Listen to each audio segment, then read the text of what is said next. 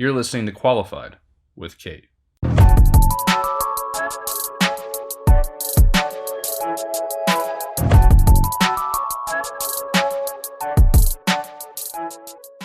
Hey guys, and welcome back to what is technically the 11th episode of this podcast. But if we have popped up in your feed and you are very confused because you are not subscribed to a podcast called Qualified with Kate, that is because Next Pitch Podcast has a new name.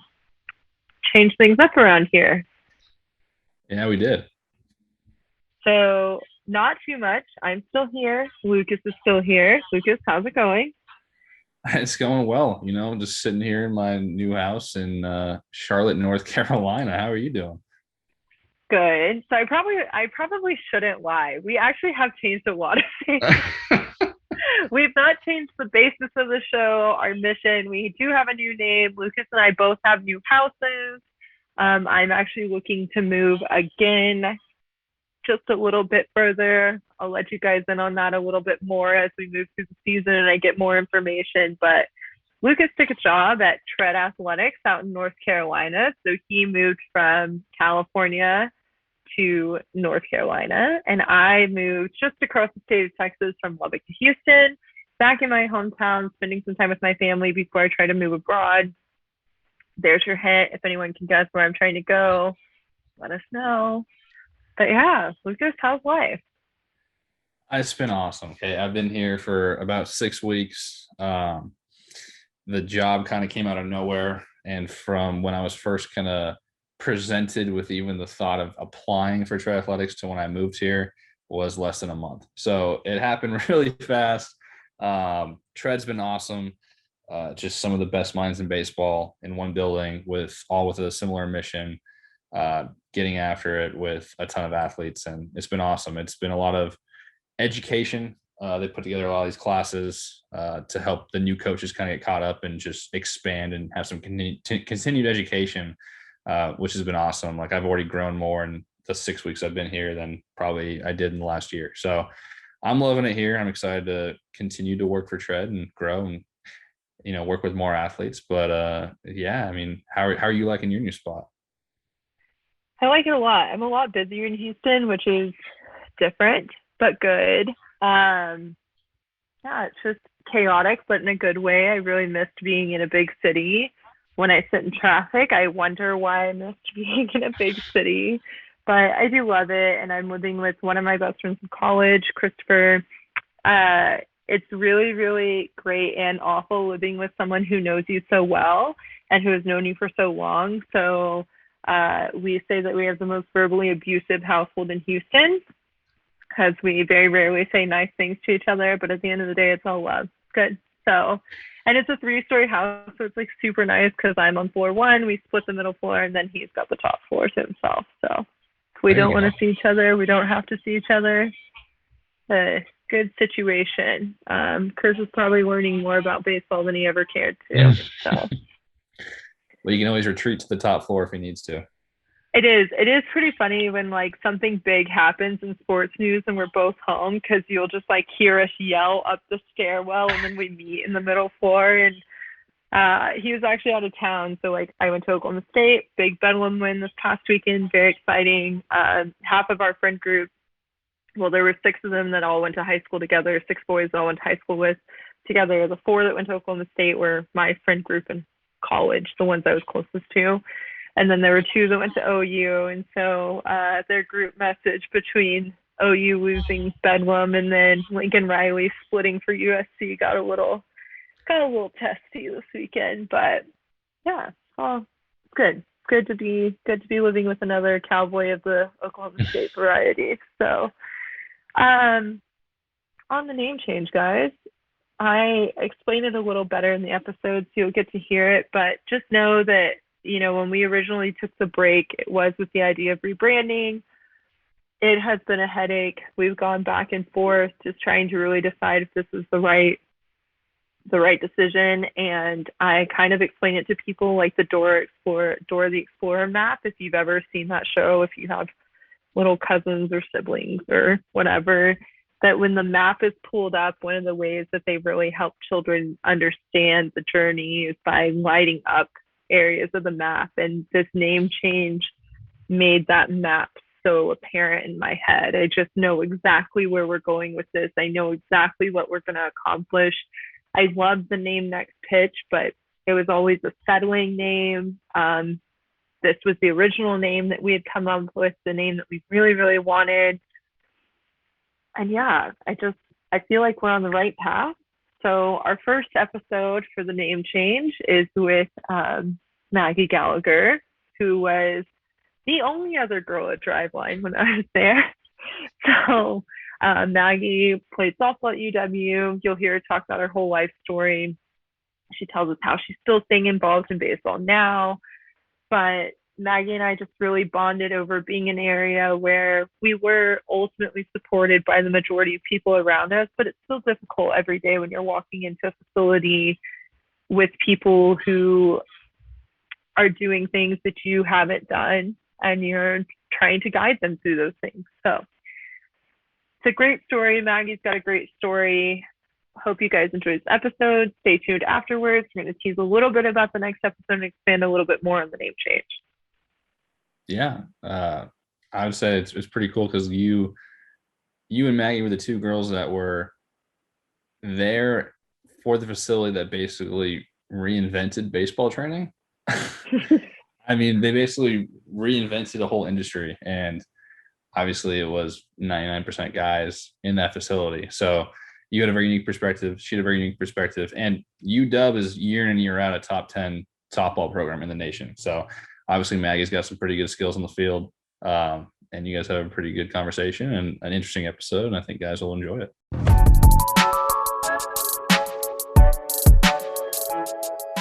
Hi, Maggie. Hi, Caitlin. How you doing? I'm good. How are you? Oh, okay. For people listening, Maggie has known me since the Caitlin days, which is my legal name. I go by Kate professionally because I hate spelling my name out. So it's literally pure laziness. But how are you? I'm good. How are you? Just got off work too.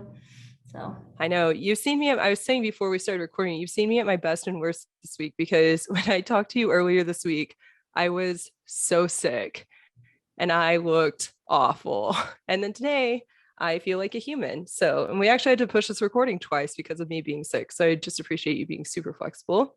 yeah, no, I appreciate you having me on this. I didn't feel like you sounded that bad in general, but you look good no matter what to me. So, and that is why Maggie is my favorite.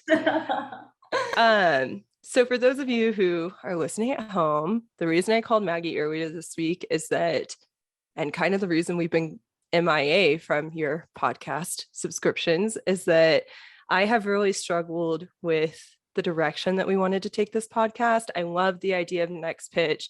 That is a philosophy that I truly believe in. My best friend Matt is actually here in town. Maggie knows Matt. And so she can attest that both of us, whenever anything just doesn't go according to plan, just regularly say next pitch.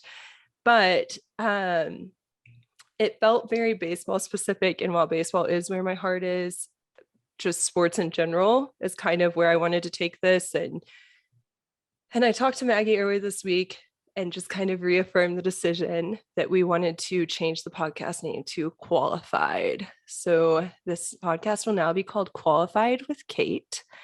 And our vision going forward is just, it's always been about talking to people in sports. And we said this with Next Pitch is that not everything goes according to plan, which you'll hear with Maggie. So you'll still hear those stories that sometimes you have to pivot and change your life plan. But our bigger vision is just helping people understand and have the confidence to pursue their passion and their dreams and careers in sports or playing in sports, just whatever it is. And there's a little bit of a story behind it. And when I worked at a baseball facility that Maggie trained at in Seattle, I dealt with a lot of our coaches and parents. And so people would call with training questions before they got there. And I had this one dad, and I'll tell you all the short story. We'll go into detail a different day, but this one dad who called and he kept asking me about his son's arm slot. He was like very, very worried that we wouldn't be able to handle it. And our trainers at this point have seen everything. The only thing we didn't really touch was true submariners, just because we didn't have proof that our methods translated into any velocity gains for a submariner. And so I asked him, well, does your son submarine? He's like, no, it's just a low 3/4 arm slot. So I kept reaffirming him, trying to be nice. And then finally I just told him, like, look, it's not that uncommon of an arm slot. Like, this is not anything new. Like, he's fine here. And I thought that might have been the end of it. And then his response was, well, how are you qualified to answer my questions? And it was the first time that I had outright been challenged in my job since I'd been hired. I was really fortunate that I came in during the pro off season, and the pros were wonderful to me. And they just assumed that, like, me being in that position made me qualified. So this random dad was the first person who just, how are you qualified to answer that question? And I list off my qualifications for him. And afterwards, my boss was wonderful and was like, absolutely not. Like, it's blatantly sexist. And that story's just always stuck with me, is like what women in sports have to deal with. We can be the most knowledgeable, but there's always going to be somebody who's like, well, you didn't play the game. Well, you didn't do this. I know that's something that you've experienced a lot. I want to get into that, but we're going to go all the way back to the beginning and kind of talk about how you ended up in the United States anyways. So you're adopted. Yeah, so I'm adopted from China. I was put on the sidewalk when I was 18 months. Well, actually a newborn. And a policeman found me and put me in the orphanage. And my parents always wanted a little, child and little girl, when my mom couldn't have children at the time. And my parents decided to come over to China and adopt a little girl. And they said, here you go, like, here's your baby. And that was me. And I am with 4 other siblings right now. All my siblings are in their mid 40s. So I'm an aunt to 4 now. So it's been a joyful ride, of course. But not knowing my parents, everybody has asked me, do you want to go back to China? Do you want to know your parents? All that, all the questions. And, it's a lot to answer. It's a lot to, take in. But in the end, it's kind of like, yes, like, I'd love to go back to China, see where I'm from, but also there's a lot of history in the United States too, where I feel like the environment plays a lot too. As in, I grew up with a white family, and people think like, hey, your skin color is different, and my parents didn't look at like that to me and everything. They always thought like, hey, we love her no matter like what she looks like or who she is. So that's been a big blessing to me. But coming to the United States when I was 18 months, I didn't know too much about America at the time because, I was younger. But as I grew up, I was very fortunate to be able to go to school, to be able to go to high school, college. Then we'll jump into that a little bit later. But just being here is very, very exciting, knowing that I was wanted and knowing that I'm loved by parents, other than, of course, people who put me on the sidewalk and all that. That's something I always think about with adoption. Adoption is very close to my heart. I think you know that, that you're chosen, you are picked, but you've been overcoming adversity since day one. Yeah, so adversity, I went to an all African-American school growing up, and there was not a lot of other minorities. So I never really got to be with, my kind of like my own race and everything, and being around people who look like me. So when I was growing up, a lot of it, I didn't like the tan. I never liked getting dark because I always saw, Caucasian people being with Caucasian people. So, I wanted to be like them. I wanted to grow up and be white too. And, knowing that later down the road, it's kind of like, why did I want to change in that way? And, looking back, taking a class in college taught me that, hey, it's okay, like be yourself and everything. Like your skin color does not matter. It matters like who you are inside. And, it kind of finally clicked with me in college, where it's like, I don't need to not tan. Like, if I get tan and get darker, people are still going to like me for who I am. We do. We love you, Mags. You're a special one. I'm especially partial to you because you were the only other female really in the facility. So just have that special bond. Now, you played baseball growing up, correct? Correct. Yes. I played till I was in 8th grade. And then you made the switch to softball. Mm-hmm. Was that just because you didn't see a clear path forward with baseball and you did see a clear path with softball, or were you not allowed to play, or how did that decision come about? Yeah. I really didn't know too much about softball. Never watched it, never really knew anybody in softball.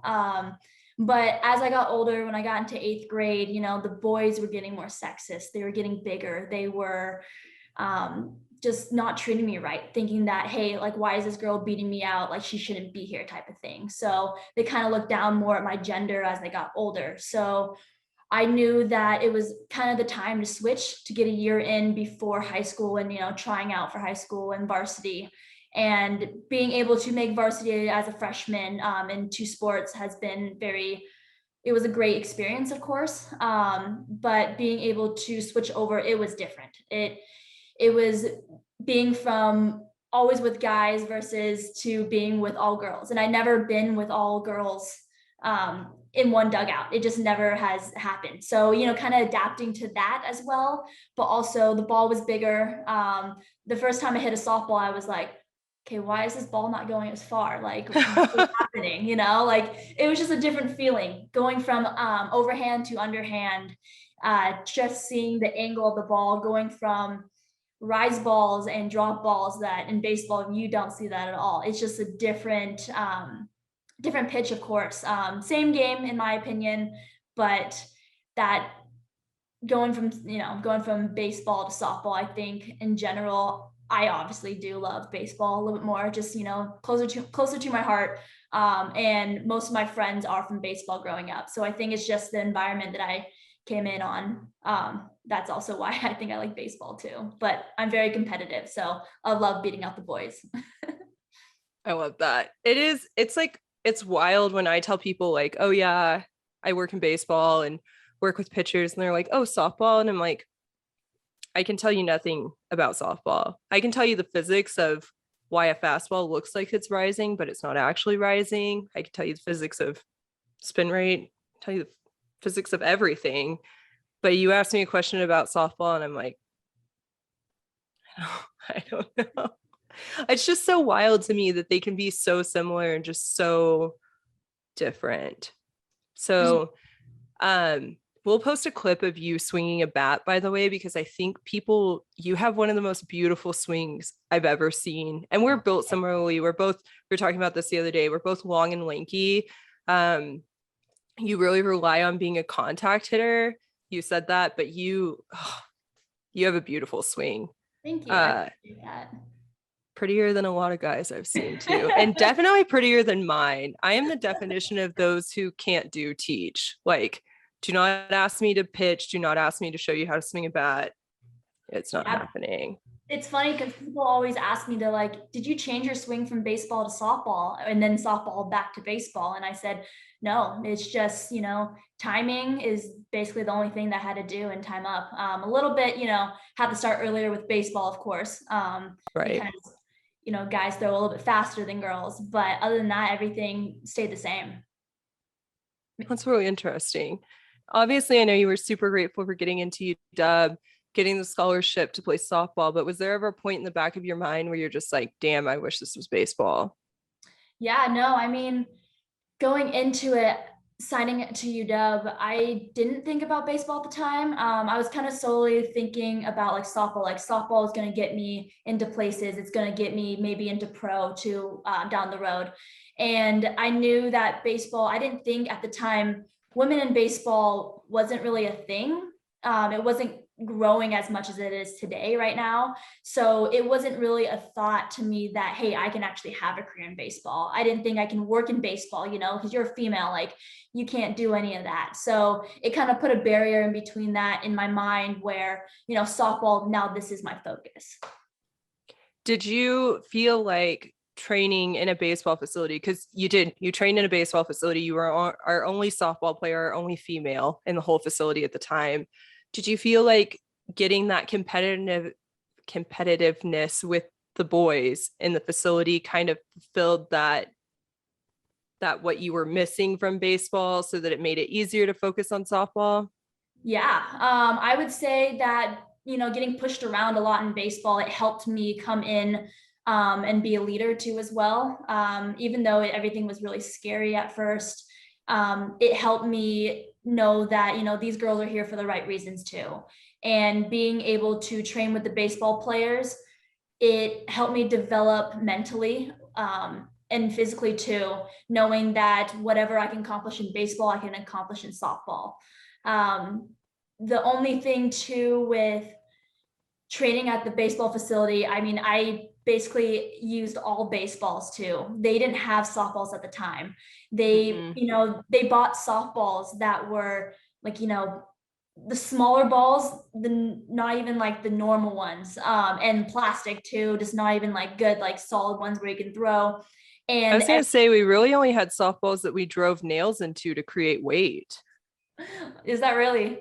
Yeah, like, I mean, gosh. That's the only softball I ever saw in the facility. Yeah, no, people like, when they started picking up balls, they're like, what is this? And I was like, that's mine. Like, I'm here for it. Like, here you go. Hi, I'm a girl. Like, yeah, I know it's a little different. But it was weird throwing a baseball while playing softball in high school, even though I threw baseball before. But because I was just more so focusing on like, hey, what do I need to throw and where do I need to grip on a softball now that I'm focusing on my career with that. So when Driveline didn't have softballs at the time, it kind of was like, wow, like it put me in perspective of like, I'm making history in a sense where I'm being the first female to actually be here. And I thought that was really cool, but at the same time, I didn't think about that. And looking back at it today now, I think that it was the best experience. Like, being at the facility and, making lifelong friends like you and Matt and some others too. I think it was just the best experience down the road for me. Yeah. And you and I were really fortunate, and we'll touch on this more in a little bit, that Driveline, Kyle was so adamant on, that the culture would be accepting for us. And I always say this, if you could bottle up that culture from 2016 and sell it, we'd be billionaires. There was just nothing like it. Everybody asked me when I got back to the new facility, they're like, hey, like, do you like the old facility or do you like the new facility? And I honestly said it super quickly, I love the old facility. Like you said, the atmosphere was to die for. Being in only one cage, being like a small space, trying to throw plyos one after another behind someone or even at someone close to that. It's people yelling at you to get better right in your face. It was just a whole different atmosphere. And I felt like I had a lot of brothers next to me versus now the new facility. Love the new facility. It's a great place. I just think that being able to know your peers around you and knowing who you work with, I think was very important. Yeah, that's like the one piece so I'm a huge Rays fan, obviously, this, but that I feel Eric Neander does so well is that he constantly not only finds pieces that they can mold and make succeed, but he finds guys that will fit into the clubhouse culture. I've never seen a club with turnover like the Rays had in the last year that just so consistently perform. And it's because there is a baseline expectation of culture and you either meet it or you're gone, Yeah. So it's special. It's that intangible that if you know how to do it, you do it really well. And if you don't know how to do it, you can't fix it, Yeah. That's why we see some really talented teams out very early in the season. So, real quick to finish up with your time at UW, I know that you had a little bit of a struggle with the yips and then you decided to quit playing. What was that process like for you? Yeah. Going into my senior year of high school, I wanted it to be my perfect year, like my last year going out with a bang. And we did as a high school team. and thinking that every throw, every pitch, every hit had to be perfect. Like I had to make contact. I had to hit a home run. I had to field this ball cleanly, getting ready for that next step. It ate me up. It really did. I started to not be able to throw it to first base. I started to throw it right into the ground, throw it over my first baseman. And I kept on saying, why am I not throwing this to the first baseman correctly? I know how to do it. And that kind of turned into my club ball too, as well. And I started playing back out in outfield, and that's my primary position. But they needed me in infield because they didn't have anybody at the time going into softball. And my senior year, I was very fortunate to be the Washington State Gatorade Player of the Year, hitting 17 home runs in that aspect. So in the end, it did pan out and everything, but knowing that I had to be perfect in that sense, it was just, it shouldn't have been. And I regret that so much, because that turned into UW, where it's like, now I'm facing the best of the best. And I need to be perfect. I need to be perfect. And that ate me up my freshman year, not being able to throw it to first base. I was able to play third base and start a good amount of games, more than I thought I would have my freshman year. But knowing that I didn't have the arm because I was thinking way too much in my head messed me up. But we got third in the nation in the College World Series my freshman year, and then we lost to Florida State my second year in the title. But knowing that softball wasn't going to go anywhere, I just knew it wasn't at the time. And school has always been important to me. Going and finding work after was a little bit more important to me at the time. So I obviously had to make a hard decision after the World Series and say, I got to do what's best for me. And I wasn't really happy. I love my teammates. I love the school. I love softball, but I think this was the best decision for me in stopping and focusing on my career and development and growing as a person. And obviously, I was the happiest I've ever made. And that was the hardest decision, but I was happy, and I've never not regretted it. And I don't think I will ever regret it, that I became a real student for the first time. I got to make friends outside of softball. I went abroad for 3 months to Europe, and I grew so quickly. And now I'm an operations supervisor at PACCAR, and it has been an amazing journey so far after been a year and a half out of school, and just being able to live by myself in an apartment close to home. It's been amazing. I always say that's my advice for students, is that I think the most that you grow as a human is your senior year of high school, your freshman year of college. I think that gets a little stunted for student athletes because you're still so regimented that you don't have that same freedom and flexibility that a regular student does. So that might have happened for you once you stop playing. And then I always say that first year after school. So your first year in the real world is really where you experience growth. And that's just, it's so important. And when I look at it, I'm just like, those are the most, and then of course for me, me, I'm willing to move anywhere on a dime.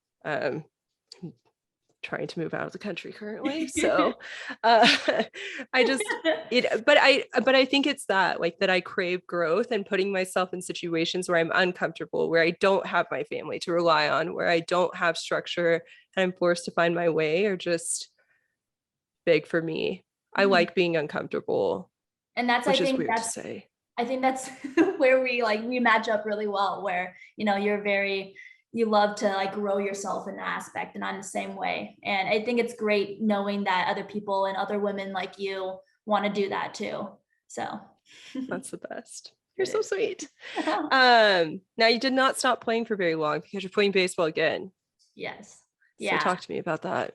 Okay. So after I stopped softball at the UW, I actually took over the club baseball team as being the first female president and being the first female in the league and being the first female to actually, I guess, run the guys for club baseball. So I was able to join as a member my junior year, and then as our president kind of stepped down, I kind of took that leadership role, knowing my background in softball and baseball before, knowing that I am good with people because my background is psychology and I love people in general. So knowing that I was able to do that helped me a lot now where I am now. Being able to, communicate well with people, being able to know how people are feeling, and I guess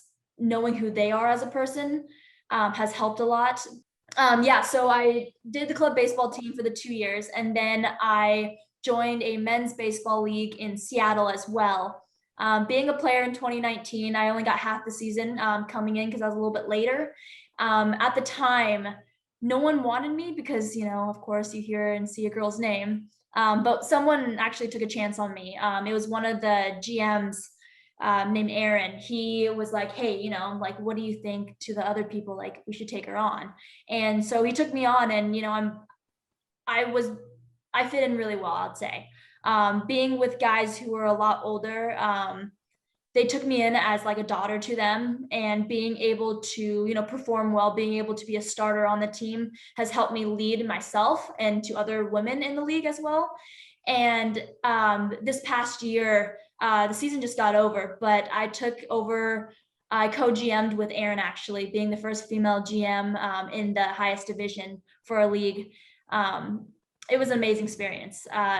Getting to know about 2,500 men out of with 2 girls in the whole league, maybe 3.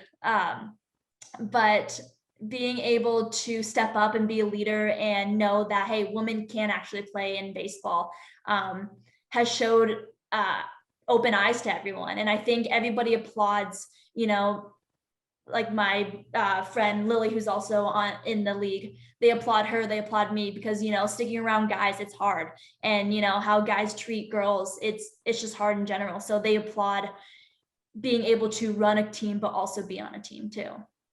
Yeah, you and I kind of had this conversation earlier this week, so I'm going to enlighten people into that one of the things that we've both experienced is that when you walk into a room, especially with baseball, and I know you've gotten this, I got this all the time, is that people who didn't know me at the facility or in my later jobs have always looked at me and been like, oh, whose girlfriend are you? And I'm like, no, hi, I work here. I'm employed here. Let's go do your stuff. So it's just, it is an experience. And I know, like, obviously that culture's changing a lot, but it's still difficult. And it's also difficult because locker room humor is a thing, and I know you and I don't get easily offended because we've been around that type of humor for a long time, but men are not as inherently trusting of us. They don't know where the boundary, and some of them just completely blow by the boundary and don't care. So what has that experience been like for you, just like stepping into that locker room culture and really inserting yourself? Yeah, a lot of guys actually kind of try to tone it down sometimes around me, because they're like, oh, we can't tell you this. And I'm like, why aren't you going to tell me that? Like, treat me as like another player. Yeah, we're teammates. Yeah, exactly. And, and then they're like, oh, no, I shouldn't. And then I'm like, you know what, just tell me. So then they tell me, and they're like, you're going to be offended. And so, like you were saying before, they tell me it, and I'm like, it's not like I haven't heard it. And they're just like, what? Like, you haven't heard it? And I'm like, I mean, you have heard it. And I was like, yeah, I mean, it's normal. And it's sad to say that a lot of the comments they say to me is just so normal to me. People get so weirded out. Recently, I was at a tournament, and one of my teammates, he said something that he shouldn't have said, something very sexual that I'm not going to repeat, of course. But my friend that came down with me to pitch heard it in the dugout, and my friend was so in shock and was like, you took it so well. Like, I don't even know, I would have probably beat him up if I stood up to him, but I was so in shock that I didn't do anything, and he was just like, what in the world? Like, you took it so well. And I told him, I was like, it's really sad to say, but I've heard it so many times and I'm not fazed about it because that's just how men are. Not saying, not generalizing all men, of course, but a lot of it just, has to do with, like you said, locker room talk. My And thought process is if you can't say it to me, you probably shouldn't be saying it to anyone, right? course, yeah. Yeah, it's insane. The girlfriend story that you just told, it's the same thing with me where they're like, one of the coaches, one of the guys in the league who's like one of the top dogs said, "Oh, you're coming out to hit." Like, "Oh my God, we got this girl on the field. Okay. Like, she must be someone's girlfriend," and legit told me that to my face. And I was like, "A girlfriend? Like, what?" And he's just like, "Yeah, I've never really saw a girl on the field." And I was like, "Well, now you do, like, hi." But like stories like that is just, it's sad to hear. And then just comments about, girls get a lot about like their body too. And it's just normal too in general, but hearing it on the field, it's like, I'm here for baseball. I'm not here to talk about like my butt, my boobs and all that stuff. Right. I just want to be another bro. I just want to be like a sister to them, and, and just be who I am on the field and not have to worry about that. Yeah, we also talked about this, the way that I know I dressed, I'm sure you've dressed around baseball, is that I always wore 2XL t-shirts that came down past my butt. I always wore 2 sports bras. Like, I wanted to look as nondescript as possible. I did always wear my hair down. I told you this. I always wore my hair down and I always wore mascara. I had to have like some semblance of like, I am a female in this male dominated room, and I have great hair, so I'm going to wear it down. But stunning right now. I did just get my hair done. Shout out to my hairdresser. Yeah. She cannot reach the top of my head. There's a 7-inch height difference there. So she's like, scoot down, scoot down, scoot down. But that kind of brings up my next point, is that like, for me, I know that, and I tell people this a lot, I've experienced 2 things. Like, one, the more qualified a male is, and in that I mean like the guy who's had the more experience. So like, I've never had an MLB player push back at me. I've never been disrespected by an MLB player to my face. I've never been disrespected by a front office member to my face. Those are actually the people who are least likely to ask me, whose girlfriend are you? But I also say that I get away with a lot because I am so tall. You do not quite have my same stature. We have a similar build, but you are not quite as tall as I am. I think that I don't get a lot of pushback because I'm eye level with most guys, or close to it. I'm almost 6 feet tall. So people just, it's dumb. You were a psychology major. The first rule of like managing people is if 2 people have a conflict, you sit them down so they're on a level playing field. Yep. Do you feel like that you being smaller comes into play? Yeah. I always get that question. I get it at least twice a day, at least. And they always say to me, like, "Why are you so small?" or "You're so tiny." And, most of it is genetics, of course. And I can't help that I'm just, 5'5", 130, 130 pounds. I just can't help it. But in a sense, I'm all muscle, and, you kind of have to have a thick skin. And knowing that no matter how small you are, you can have a big personality. And, I kind of have to have a big personality when I'm on or off the field because I am a lot tinier. So that plays a big role too as well. But it's kind of sad to hear, they compare me a lot. They're like, "Oh, are you a slapper in softball?" I'm like, "No, I was a power hitter. I was a, line drive hitter, contact hitter." And knowing how I play, I had to keep to how I played, because if I get, outside of, I'm trying to be a home run hitter, I'm going to strike out like 5 out of the 10 at bats or whatever. But knowing that, staying true to myself and my body, knowing that I'm smaller, I have to work with it. I have to use my legs more than where guys are like, "Just throw your hands out, exit velocity, all that." It's like, I can't. It's not like I can't do it. It's more of like, I physically am smaller. So yeah, that does play a role a lot. You're not Aaron Judge out here just getting the bat on the plane so in. big. jacking home runs. He is a massive human Oh being. I my was gosh, I wish. off topic, but I saw him play in Houston one time and I was club level. So I was up from the, in the 300 section. And Mhm. I was down the third base line, like almost even with the pitcher's mound. So I had like this direct view of him. And I looked at my cousin and I was like, that man is as tall as the fence. He's just huge. He is so big. And like, that, right? And I don't know. It's wild seeing him. Kind of last thing that I wanted to touch on in that same mold was that you and I have talked about this, that it's really difficult as a female in sports because we don't fit into the same mold that everyone else does.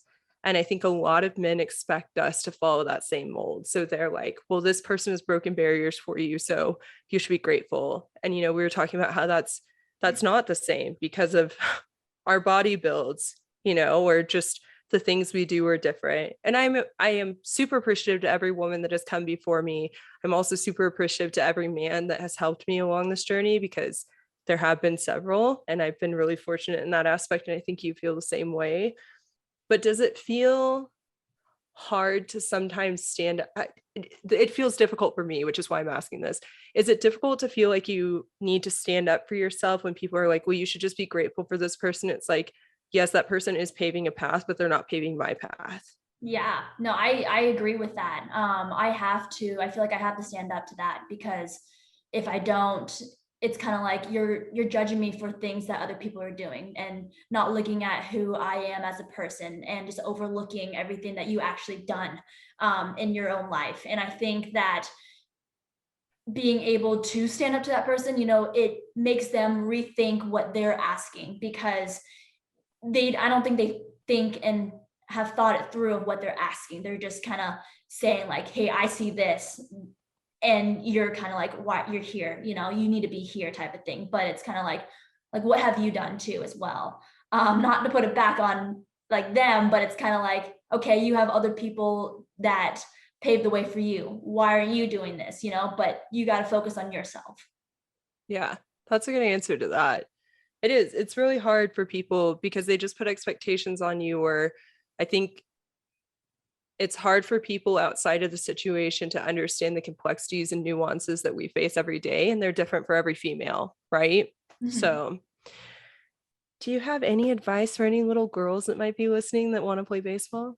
Yeah, of course. I think the biggest thing for me growing up, I would say don't let anyone take the fun away. It's very cliche to say, but growing up, you're having fun and everything, but as you get older, it gets a little bit more serious. And, in the end, it's all about the memories. It's all about being who's next to you, making friends, making fun activities, even outside of softball or baseball, and being able to, love the game still. And I think that's where it kind of shies away with a lot of people, and people kind of drop sports because of the fun, and it's not fun anymore. So I'd say, yeah, don't let anyone take the fun away from you. Just make the game your own. And if you can, be true to yourself and play the game like your game, you're going to love it. And I really hope so. I always say that too, that it is a game. It's a game. Like, we're fortunate that we work in a game, that we love a game, that we're around a game, but at the end of the day, and it is $1 billion game. There's a lot of money on the line, but it is a game. It needs to be fun. Having that level of talent affords you the opportunity to have fun while you're working. I know that when I'm working, I enjoy it more when I'm having fun. No one likes being miserable 24/7. Not at all. No. Max, thanks for coming on. We so Thank you so appreciate you. much. Oh my gosh, it was so good to see you. Good to see you Oh too. my gosh. Maggie's had one heck of a career. She's had one heck of a story, and she continues to break down barriers. It was so awesome hearing her talk about that. And I think her story kind of aligns with this name change that you've been talking about, and the direction we want to go with this podcast of, someone might look at her training, or someone might see her in the facility and, what makes her qualified to help me with this drill? What makes her qualified to help me in baseball? Because she's a girl. She clearly can't know what she's talking about, but that couldn't be further from the truth. Yeah, I think it's something that we see in baseball overall as a whole that we're moving away from. But, you talked about Driveline, like reinventing baseball training. And I don't know if I'd go as far as saying that they reinvented training, but they definitely shook things up. And, part of that was the fact that Kyle didn't play pro baseball. That's not something that was received very well. A lot of guys, their only credentials for getting really high level jobs in baseball were the fact that they had great playing careers. And as you and I both know, just because you can do doesn't mean you can teach, and just because you can teach doesn't mean you can do. If you've ever seen me try to pitch, it is not good. But yeah, Maggie and I just both have this really unique understanding, and I don't want to say a chip on your shoulder, but it almost is a chip on your shoulder that, you do feel like everywhere you go, you kind of have to stand a little taller and prove yourself a little more. And I know Maggie and I talked about the height difference things, that it is like, there's just so many things that play into it. And there are so many incredible women who are breaking down barriers and really making a difference in the sport, and not just in baseball, in every sport. And that was just something, one of the things that I've always told is that story about the phone call where the guy asked me how I was qualified. And it just really stuck with me. It was my first moment. Like I said, I was very fortunate to walk into an environment that was super supportive, that had zero tolerance, that had guys who were intelligent enough to realize that what I was saying to them was probably adding value to their life, not just hot air coming out of my mouth. It's just something that's always stuck with me. And it's the thing that I want to get across to the people who are at home listening. This podcast has two purposes in my eyes, and it's one, to encourage people to go after the things that seem impossible, to, make the career changes that feel uncomfortable. I talked to you nonstop about that when you were talking to me about pursuing the tread opportunity. What did I tell you? If you don't like it, you can go home. You just got to try things that make you uncomfortable. That's where you grow. And then secondly, I wanted to kind of like remove that barrier to hearing like authenticity and conversations with people in and around sports. I hate cookie cutter answers.